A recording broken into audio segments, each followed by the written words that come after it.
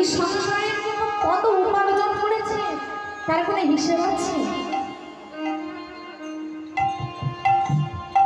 ছোট থেকে এই সংসারের জন্য কত উপার্জন করেছেন তার কোনো হিসেব নেই। কাদের জন্য করেছেন? এই সংসারের জন্য, তাই তো? কি বলছে? বেহিসাবে থাকি দেখলে